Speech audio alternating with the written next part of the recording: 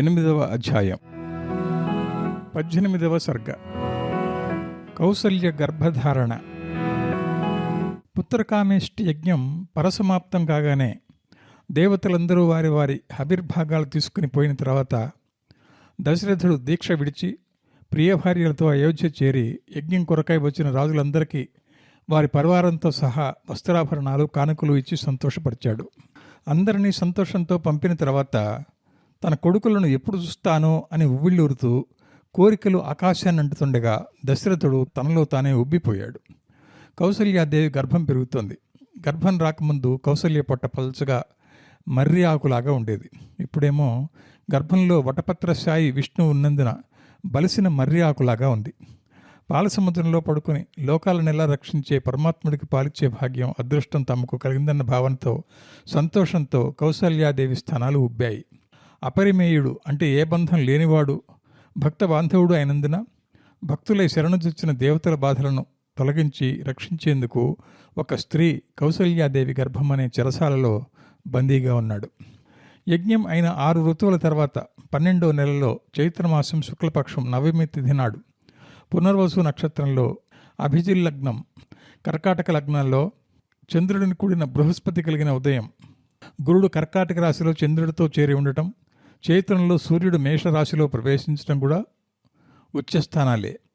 సూర్యుడితో సహా 5 గ్రహాలు అంగారక, సూర్య, గురు, శని, శుక్ర వాటి ఉచ్చస్థలాల్లో సూర్యుడికి మేషరాశి, గురువుకు కర్కాటకం, శనికి తుల, శుక్రుడికి మీనరాశి, అంగారకుడికి మకర రాశి ఉచ్చస్థానాలు ఉండగా కౌసల్యాదేవి జగత్పాలకుడైన శ్రీ మహావిష్ణువు యొక్క అర్ధాంశమూర్తి, శుభలక్షణాలు గలవాడైన రఘువంశవర్ధనుడిని, సర్వలోకాలు నమస్కారం చేసేవాడిని రాముడిని కనింది.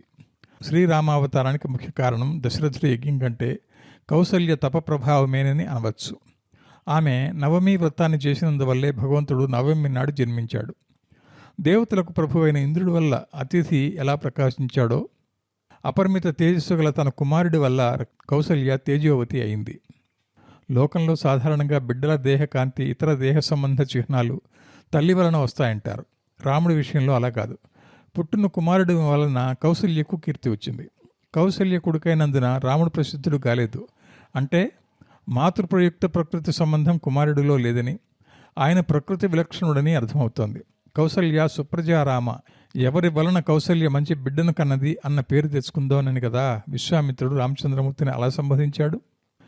ప్రత్యక్ష విష్ణువైన శ్రీరాముడిలో 4వ అంశతో కైకేయికి నేత్రానందకరుడు, సమస్త శుభగుణాకరుడు సత్యవంతుడు, మిక్కిలి బలవంతుడైన భరతుడు, విష్ణువులో ఒక భాగమై సుమిత్రాదేవి గర్భంలో 2 వీరులు, లోకోత్కృష్ట ప్రేమాది గుణాలకు స్థానభూతుడైన లక్ష్మణుడు, శత్రుఘ్నుడు అనే కవల పిల్లలు పుట్టారు. భరతుడు పుష నక్షత్రంలో మీనరాశిలోను, ఆశ్లేష నక్షత్రంలో కర్కాటక లగ్నంలో మధ్యాహ్నం లక్ష్మణ శత్రుఘ్నులు జన్మించారు. శ్రీరాముడు జన్మించిన మరుసటి రోజున భరతుడు పుట్టాడు. చైత్రమాసంలో కర్కాటక లగ్నం మెట్టు మధ్యాహ్నం వస్తుంది. అంటే భగవద్ అవతారం పగటిపూట అయిందని అర్థం. లక్ష్మణ శత్రుఘ్నులు దశమి తిథిన ఆశ్లేష నక్షత్రంలో జన్మించడం విశేషం. పంచగ్రహాలు ఉచ్చస్థితిలో ఉండటం గురుచంద్ర యోగాన్ని తెలుపుతుంది. లోక రక్షణార్థమై భగవంతుడు అవతరించడంతో ఆకాశంలో గంధర్వులు పాడారు, అప్సరస్సులు ఆడారు, దేవతలు గుంపులుగా కూడారు. మిక్కిలి సంతోషంతో దేవతలు, స్త్రీలు రావణుడి వలన భయం పోయినట్లు భావించారు. పూల వానలు కురిశాయి, దేవదుందుపులు మ్రోగాయి. అయోధ్యానగరంలో విశేషంగా ఉత్సవాలు జరిగాయి. భూప్రజలలో సంతోషం అతిశయించింది. దశరథుడు పుత్రోత్సవాన్ని చాటింపగానే అయోధ్యానగరంలో ఆశ్చర్యం కలిగేలా ప్రతి వారు తమ ఇంటిలోనే తొలిచూలు కొడుకు పుట్టినట్టు ఉత్సవం చేసుకోసాగారు. రాజు ఇవ్వబోయే దానాలు స్వీకరించేందుకు దేశ దేశాల నుండి వచ్చిన బ్రాహ్మణులతో రాజబాటలు నిండిపోయాయి. రసాభినయం చేసే నటులతో, భావాన్నభియించే నర్తకులతో, సంకులమైన గాయకుల పాటలతో, వందల స్తోత్ర వాక్యాలతో ప్రస్ఫుటమై అతిశయించిన సంతోషం కలిగి అందరి హృదయాలు ఉప్పొంగుతూ అయోధ్య విరాజిల్లింది. 12వ రోజుతో పురుడు పోవడంతో 13వ రోజున కొడుకులకు నామకరణ ఉత్సవం జరిపారు. ఒక్క హేయ గుణం కూడా లేనివాడైనందున లోకల మనసులు అతనిలో రమించుచున్నందున, యోగుల హృదయాలలో ఇతను రమించినందున, తన గుణరూపాలతో వశీకృతులైన వారు తన యందు అనురాగం కలవారైనందున, తనకు వశులైన వారి విషయంలో రంజిల్లేవాడైనందున, సంసార బాధ తొలగిన వారు ఆయనలో రమింతురు గనుక పెద్ద కొడుకుకు రాముడు అని పేరు పెట్టాడు. శ్రీరామ కైంకర్యమే తనకు గుర్తుగా సంపదగా తలంచేవాడైన సుమిత్రాదేవి పెద్ద కొడుకుకు లక్ష్మణుడు అని పేరు పెట్టారు. రాజ్యాన్ని భరించాల్సిన భారం తనపై లేకున్నప్పటికీ భరించవలసి వచ్చినది గనక తనను రక్షించే భారం శ్రీరాముడిదేనన్న నిశ్చయ బుద్ధి గలవాడై కేవలం రామ పరతంత్రుడై ఉండేవాడైనందున కైకేయి కుమారుడికి భరతుడు అని పేరు పెట్టారు. భరతుడి కారణాన్నే శ్రీరాముడు అడవులకు పోయాడని, తండ్రి మరణానికి మూల కారణం భరతుడేనని అనుకోకుండా, నిత్య శత్రువులైన కామక్రోధాలను వశపడకుండా వాటిని జయించిన సవతి తల్లి కొడుకు భరతుడు భాగవతుడైనందున భగవత్ సేవ కన్నా భాగవత సేవయే సుకరమని, నిశ్చిత ఫలమని ఎంచినవాడైనందున సుమిత్ర రెండో కొడుకుకు శత్రుఘ్నుడు అని పేరు పెట్టారు. ఇలా వారి వారి గొప్పదనం తెలిసిన వాడైన వశిష్ఠుడు పేర్లు పెట్టాడు. నామకరణ మహోత్సవ సమయంలో నగరవాసులకు పల్లివాసులకు దండిగా భోజనం పెట్టి బ్రాహ్మణులకు మణులను మాన్యాలు దక్షిణలు ఇచ్చి సత్కరించాడు దశరథుడు. శ్రీరాముడి వర్ణన. మొసలికి చిక్కిన గజరాజు రక్షించమని వేడుకున్నప్పుడు ఏనుగును రక్షించగల సమర్థుడు తాను తప్ప మరెవ్వరూ లేనందున కాపాడేందుకు పరిగెత్తిన వేలుపు నేడు కావు కావు అని ఏడుస్తున్నాడు రాజకుమారుడై పుట్టిన చిన్ని శ్రీరాముడు. ఆయనను తమ్ములను అంతఃపుర స్త్రీలు ఊవిళ్ళూరే కోరికలతో ఉయ్యాలల్లో ఉంచి పంచమధ్వనితో కంకణాలు ధ్వనినే చప్పుళ్ళుగా చేసి రాగం తప్పకుండా విలాసం వల్ల కలిగిన వికాసంతో ప్రకాశిస్తూ లాలిపాటలు పాడారు. నాయనా నిద్రపో, రఘునందన నిద్రపో, తండ్రి నిద్రపో, బంగారు కొండ ఆటలు చాలించి నిద్రపో తండ్రి, నిద్రపోకపోతే దేహం అలసిపోతుంది అని అంటూ ఏనాడు కళ్ళు మూయిన దేవాది దేవుడిని సంబోధిస్తూ ఆ ముద్దుగుమ్మలు పాటలు పాడారు. ఎల్లవేళలా నీళ్లలోనే నివసించే దేవుడికి ఆ స్త్రీలు స్నానం చేయిస్తుంటే ఏమీ తెలియని వాడిలాగే వారి ఉత్సాహానికి, తనకై వారు పడే శ్రమకు, వారి అజ్ఞానానికి నవ్వుకున్నాడు రాముడు. స్నానం చేయించిన తర్వాత కౌసల్య తన చేతిలో నీళ్లు తీసుకుని శ్రీరామ నారాయణ ఈ బాలుడిని రక్షించు అంటూ రక్షగా చుట్టూ తిప్పింది. దుష్టులైన వారు ఎప్పుడు శ్రీరాముడు వస్తాడో, ఎప్పుడు మనల్ని చంపుతాడో అని తమ ప్రాణాలను భయంతో పిడికిట్లో పెట్టుకుని ఉన్నారని అభినయిస్తున్నట్లుగా కొన్ని రోజులు శ్రీరాముడు తన బాల్య క్రీడలతో తల్లి మోహాన్ని తీర్చేందుకు పిడికిలు విడవకుండా వేళ్లు ముడుచుకుని ఉండేవాడు. బాలులను చూడడానికి వచ్చిన పరస్త్రీలు శ్రీరాముడిని తమ చేతులతో ఎత్తుకుంటే బాలుడు కందిపోతాడేమోనని, ఆయన దేహం మురికి పడుతుందేమోనని పొత్తిగుడ్డలతోనే ఎత్తుకుని తమ స్తనాలకు హత్తుకుని చిటికలు వేసి ఈలలు వేసి నవ్వించి తిరిగి తల్లి చేతికిచ్చేవారు. సమస్త భూమండలాధిపతి అయిన చక్రవర్తి వినోదం కొరకై చెండాడినట్లే ప్రపంచ సృష్టి స్థితి లయ లాంటి వ్యాపారాలు పెట్టుకున్న దేవాది దేవుడు శత్రువులను వధించే కార్యక్రమంలో ఆసక్తి ఉన్నవాడైనప్పటికీ తనను ఆడిస్తున్న స్త్రీలను తన ఆటపాటలతో ఆడించాడు.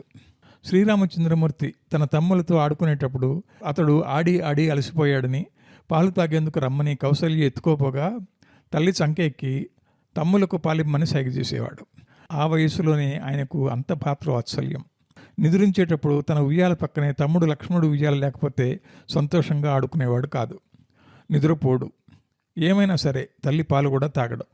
అన్నప్రాశనం కాకముందే పాలు తాగే వయసులోనే రోజుకు ఒక్కమారైనా తమ్ములను చూసేందుకు సవతి తల్లుల ఇళ్లకు తీసుకెళ్లమని సైగలు చేసేవాడు. ఎత్తుకుని పోయే వరకు విడవడు.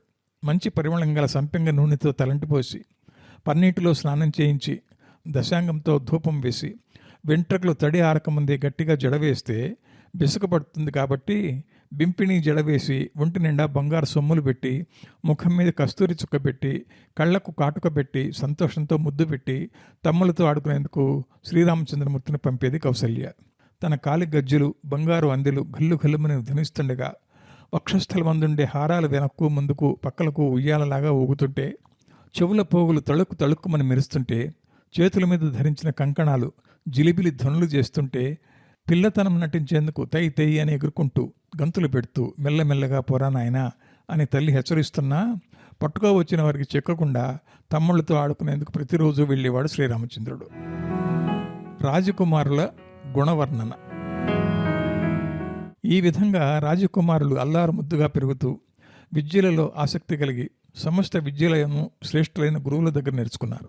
నలుగురిలో శ్రీరాముడు ప్రజల పొగడ్తకు యోగ్యుడై తండ్రికి సేనకు ధ్వజంలాగా, భూతకోటులకు బ్రహ్మదేవుడిలాగా అందరికీ మిక్కిలి ప్రియుడయ్యాడు. దశరథుడి నలుగురు కొడుకులు 4 వేదాలను అధ్యయనం చేసిన వారే. అందరూ సూర్యులని పేరు తెచ్చుకున్నవారే. అందరూ ప్రజల క్షేమం కోరేవారే. అందరూ జ్ఞానవంతులే, దయావంతులే, సత్యవాక్య దురంధరులే, సత్వగుణం ప్రధానంగా ఉన్నవారే. సాధువులందు రత్నాల లాంటి వారే, గొప్ప మనస్సు గలవారే, 64 విద్యలలో ప్రవీణులైన వారే. శ్రీరామచంద్రుడు మంచి నడవడినే సంపదతో మనోహరుడు, సత్యమై వంచన లేని విక్రమంతో గొప్పవాడు, సత్యంతోనే పరులను ఆక్రమించే కార్యక్రమంలో గొప్పవాడు. ఎప్పటికీ ఒకే విధమైన సద్గుణం కలవాడే గాని సమయానికి తగ్గట్టు రకరకాలుగా ప్రవర్తించినటువంటి వాడు. శత్రువులని, మిత్రులని, గొప్పవారని, తక్కువ వారని తారతమ్యాలు చూపకుండా సర్వసముడై సమస్త జీవకోటులను నిర్మల పూర్ణ చంద్రుడిలాగా ఇష్టపడేవాడు. సాధు చిహ్నాలే పూలహారాలుగా కలవాడు. వర్షించడానికి సిద్ధంగా ఉన్న కారు మేఘం లాంటివాడు. దేహ సౌందర్యంతో మన్మథుడిని ధిక్కరించగల ప్రకాశవంతుడుగా పేరొందాడు. ఏనుగుపై నుండి గాని, గుర్రంపైకి గాని, రథస్థుడై కానీ, ఎటువంటి వాహనం లేకుండా కాళ్లపై నిలబడి కానీ, వింటితో కానీ, కత్తితో కానీ, మరేదైనా అస్త్రం ధరించి కానీ యుద్ధం చేయడానికి, శత్రువులను సంహరించడానికి మానమేధనంగా కల రామచంద్రమూర్తి నేర్చుకున్నాడు. చిన్నతనం నుండే తనకంటే పెద్దవాడు, గుణాలలో శ్రేష్ఠుడు, ప్రజలను రంజింపజేసేవాడైన శ్రీరాముడితో స్నేహం, భక్తి మాత్రమే తనకు ఐశ్వర్యమని భావించి లక్ష్మణుడు ఆయనకు బహిప్రాణమై స్వశరీరానికంటే ఎక్కువగా ఉండేవాడు. సకల కార్యాలలో సర్వదా తన సౌఖ్యం ఉపేక్షించేనా హితమే చేసేవాడు. తన ప్రాణం కంటే రాముడి సుఖమే శ్రేష్టమని స్వంత ప్రాణరక్షణ విషయంలో లక్ష్యం చేయకుండా రాముడికి హితమైన పనులే చేసేవాడు. స్వయంగా వండి మంచి పరిశుద్ధంగా రుచిగా ఉన్న అన్నాన్ని తెచ్చి వెన్నతో సహా తినిపిస్తానని కౌసల్య రాముడిని బుజ్జగించినప్పటికీ లక్ష్మణుడు తన పక్కన లేకపోతే, ఆయన ముందు భుజించకపోతే అన్నాన్ని వేలేసైనా ముట్టడు శ్రీరాముడు. ముందుగా లక్ష్మణుడు నిద్రపోకపోతే తాను నిద్రించడు. ప్రాణాధారాలైన నిద్రాహారాలపై ప్రీతి కంటే శ్రీరాముడికి లక్ష్మణుడిపైనే అతిశయ స్నేహం ఉండేది. శ్రీరామచంద్రుడిని లక్ష్మణుడు సేవించటం కేవలం ఇంట్లో ఉన్నప్పుడు మాత్రమే కాదు, ఇతరుల సహాయం కోరకుండా గొప్ప పరాక్రమం, అసహాయ శూరత్వంతో గుర్రమెక్కి అడవికి వేటకై శ్రీరాముడు వెళుతుంటే నీడలాగా లక్ష్మణుడు శరశరాసన పాణిగా తోడుంటాడు. భక్తి రసావేశంతో అన్నను విడిచి ఒక్క క్షణమైనా ఏమనకుండా వెంటనే ఉంటాడు. రాముడంతటి గొప్పవాడికి, పరాపేక్ష లేనివాడికి తన సహాయం ఎందుకని అనుకునేవాడు కాదు లక్ష్మణుడు. సేవ చేయించేది స్నేహభావమే కానీ సామర్థ్య జ్ఞానం కాదు. శక్తి వంచన లేకుండా చేయడమే ప్రధానం. లక్ష్మణుడు ఎలా శ్రీరాముడిపై ప్రీతితో, విశ్వాసంతో ఉంటాడో, ఎట్లా ఆయన సేవ చేస్తాడో, అదేవిధంగా ఆయన తమ్ముడైన శత్రుఘ్నుడు భరతుడి పట్ల ప్రవర్తించేవాడు. తన ప్రాణం కంటే భరతుడి ప్రాణాలే శత్రుఘ్నుడికి ప్రియమైనవి. భరతుడు కూడా అలాగే శత్రుఘ్నుడి విషయంలో ఉండేవాడు. రాజనీతి చక్కగా తెలిసిన వారు, సరైన సమయంలో ఉపనయనం చేయబడిన వారు, హేయ గుణాలు లేనివారు, సమస్త విద్యలు నేర్చినవారు, చెడు కార్యాలు చేయడం అంటే సిగ్గుపడేవారు, కీర్తి వల్ల లోకమంతా అందరికీ తెలిసిన వారు శూరులు, తమ తేజస్సుతో సూర్యుడిని జయించిన వారు, శాస్త్రాది విద్యల్లో పండితులు, మన్మథుడి లాంటి సౌందర్యం గలవారు, పితృ శుశ్రూషాపరులైన తన 4 కుమారులకు వివాహం చేయాలనుకున్న దశరథుడు బాగా ఆలోచించి తన గురువులను, బంధువులను, తన హితమందు ఆసక్తి గలవారిని, మంత్రులను చూచి కొడుకులకు తగిన రాజకన్యలు ఏ రాజ్యంలో ఉన్నారో చెప్పమని అడుగుతాడు. దశరథుడిని చూడడానికి వచ్చిన విశ్వామిత్రుడు. ఇలా మంత్రులందరితో దశరథుడు ఆలోచన చేసే సమయంలో ఆయన సంకల్ప బలానికి అనుగుణంగానే జగత్ప్రసిద్ధిగాంచిన మహా తేజస్సు గల విశ్వామిత్ర మహర్షి ఆయనను చూడటానికి వచ్చాడు. వచ్చిన మహర్షి ద్వారం వద్దనే నిలబడి ద్వారపాలకులను ఉద్దేశించి విశ్వామిత్రుడు వచ్చి వాకిటిలో నిలబడి ఉన్నాడని తమ రాజుతో చెప్పమన్న వెంటనే వారు రాజు వద్దకు పరిగెత్తారు. వారు ఆయన పేరు వినగానే భయంతోనూ భక్తితోనూ ఒకరికంటే మరొకరు కాలి కొలది పరిగెత్తిపోయి రాజగృహంలోకి ప్రవేశించి మాట తడబడగా, కాళ్ళు వణకగా, గుండెలు కొట్టుకుంటుంటే రాజా రాజా విశ్వామిత్రుడు వచ్చి వాకిట్లో నిలబడ్డాడు అని దశరథుడికి విన్నవించుకుంటారు. ద్వారపాలకులు చెప్పిన దాన్ని విన్న దశరథుడు సంతోషంతో పురోహితులను వెంటబెట్టుకుని బ్రహ్మకు ఎదురెళ్ళి పిలిచే ఇంద్రుడిలాగా విశ్వామిత్రుడిని సమీపించి అర్ఘ్యపాద్యాదులతో పూజించి, గౌరవించి, సంతోషింపజేసి 2 చేతులు జోడించి నిలబడ్డాడు. వాటిని గ్రహించిన విశ్వామిత్రుడు దశరథుడిని, ఆయన భార్య పిల్లల క్షేమ సమాచారాలను అడిగి తెలుసుకున్నాడు. రాజేంద్ర అని సంబోధిస్తూ పట్టణ ప్రజల సంతోషం గురించి, ధనాగారం కొరత లేకుండా నిండుగా ఉన్న విషయం గురించి, పల్లె ప్రజలు హాయి అయిన జీవనం గురించి, అతిథులను ఆయన గౌరవంగా చూసుకుంటున్న విషయం గురించి, దేవతలను, మనుషులను పూజిస్తున్న సంగతి గురించి, శత్రువులను దండిస్తున్న వ్యవహారం గురించి ప్రశ్నించి సరైన సమాధానం పొందుతాడు. దశరథుడి క్షేమ సమాచారాలను తెలుసుకున్న అనంతరం విశ్వామిత్రుడు వశిష్ఠ, వామదేవాది ఋషుల వద్దకు వెళ్ళి వారిని కుశల ప్రశ్నలు అడిగి ఉభయ కుశలోపరి మూసిన పిదప అందరూ కలిసి సభాభవనంలోకి ప్రవేశించి సంతోషం అతిశయింపగా వారి వారి ఆసనాలపై కూర్చున్న తర్వాత విశ్వామిత్రుడు తాను చెప్పదలుచుకున్న విషయాన్ని చెప్తాడు ఈ విధంగా. ఇంతవరకు భగవద్ అవతారాన్ని గురించే చెప్పబడింది. ఇక ఇక్కడ నుండి చివరి వరకు భగవద్ అవతార ప్రయోజనం గురించి మాత్రమే చెప్పడం జరుగుతుంది. ఆ ప్రయోజనాల్లో శిష్ట రక్షణ, దుష్ట శిక్షణ, ధర్మ సంస్థాపన ముఖ్యమైనవి. ఈ ప్రయోజనాల్లో సేద్యం చేసేవారికి ధాన్యంలాగా లభించే ప్రధాన ఫలం శిష్ట పరిపాలనే. పైరు బాగుపడేందుకు ఏ విధంగానైతే కలుపు మొక్కలను పీకేస్తామో అదేవిధంగా శిష్ట రక్షణార్థమై నడుమంత్రపు సీరైన దుష్ట శిక్షణ తప్పనిసరిగా జరగాల్సిందే. విశ్వామిత్రుడు వచ్చిన కారణాన్ని అడిగిన దశరథుడు. కొడుకులు లేనివాడు దీర్ఘకాలం తర్వాత కులంలోనూ గుణంలోనూ తనతో సమానమైన భార్యల ద్వారా పుత్రులు కలిగినప్పుడు, నష్టపోయిన నిక్షేపం తిరిగి లభించినప్పుడు, ఎడారిలో వాన కురిసినప్పుడు, అమృతం తాగినప్పుడు, అధికమైన మేలు కలిగినప్పుడు ఎలాంటి సంతోషం కలుగుతుందో అలాంటి పరిపూర్ణానందం విశ్వామిత్రుడి రాకతో తనకు కలిగిందని అంటాడు దశరథుడు. మహానుభావ, నీవు నా దగ్గరకు రావడానికి కారణం నన్ను కృతార్థులను చేయడానికే కానీ మరెందుకు కాదు. ఏదో ఒక కారణం కల్పించుకుని నాతో ఏదో ఒక మంచి పని చేయించి దానివల్ల నాకు శ్రేయస్సు కలిగించేందుకు నువ్వు వచ్చావు. నా శ్రేయస్సు కొరకు నేను చేయాల్సిన పనిని నేను చేస్తే నాతో నీవు చేయిస్తే నీకు కలిగే మేలు కానీ, చేయకపోతే నీకు కలిగే నష్టం కానీ లేదు. అందుకే దయతో నీవు వచ్చిన పనిని తెలిపితే అది ఎలాంటిదైనా నేను సంతోషంతో చేస్తాను.